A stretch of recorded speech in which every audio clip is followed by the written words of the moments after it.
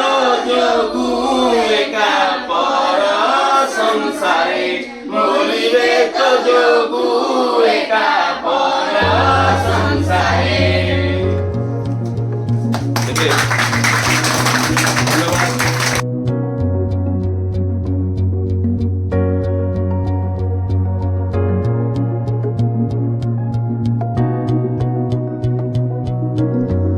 आज स्वभावकवि गंगाधर मेहेर जहाँकर लेखा ओडिया साहित्य जगत को रुधिमंत करिछि तांकर तपस्विनी काव्यर चतुर्थ सर्गरु संग्रहित होता गोटे काव्यांश मंगले अइला उषा माँ सीतांकर आगमन आज आश्रम रे किभଳି भाବରେ उषा देवी तांकु देखिबा पई आसिछंती ताहा अति सुंदर भाव राग चोखी रे स्वभावकवि गंगाधर मेहेर एठारे प्ले वर्णना करिसंती। तेणु आमे आगे पद्धति को भल भाव आवृत्ति करिबा तापरे आगु को बढ़िबा। राग चोखी मंगले अइला उषा समस्त निज निजर पुस्तक गुटी अवलोकन करंतु।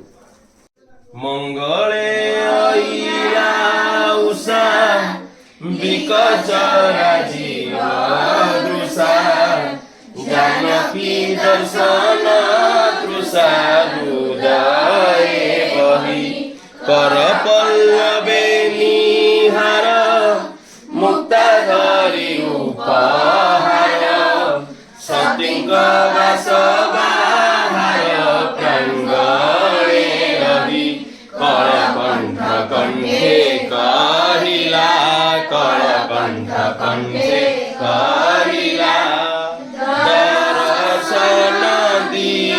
सती राती पाहिला दर्शन दिया सती राती पाहिला अरुण कसाय वास कुसुम कांति विकास प्रशांत रूप विश्वास दियंती मने केउ जोगेश्वरी आसी मधुर भाषे आश्वसी डाकुछंती दुख राशि उपशमने देवा पाई नव जीवन देवा पाई नव जीवन स्वर्गु की ओह्लाई संति मर्त्य भुवन स्वर्गु की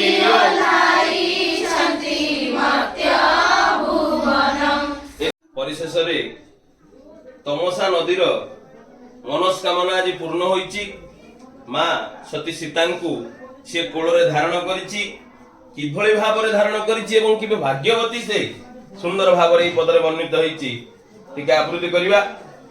अमृत मधुर स्वरे भासिला परितोषरे मागो मो मानसरे नथिला सा परिवंके विहार राजलक्ष्मी हृदहार सीता करी परिहार भोग पिपासा भाग्यवत।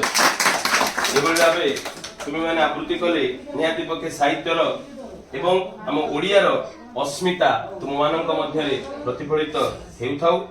एभଳି भाବରେ स्वभावकवि गंगाधर मेहेरंकर लेखा हो बा कवि सम्राट उपेन्द्र भंजकर लेखा हो फकीर मोहन सेनापतिंकर लेखा हो सब लेखा को प्रायतः आमे माने पढ़िबा फलरे ओडिया साहित्य ओडिया भाषार निश्चिंत रूपे आज उन्नतिकरण होई परिबो। सेथिमे तुमको अशेष धन्यवाद।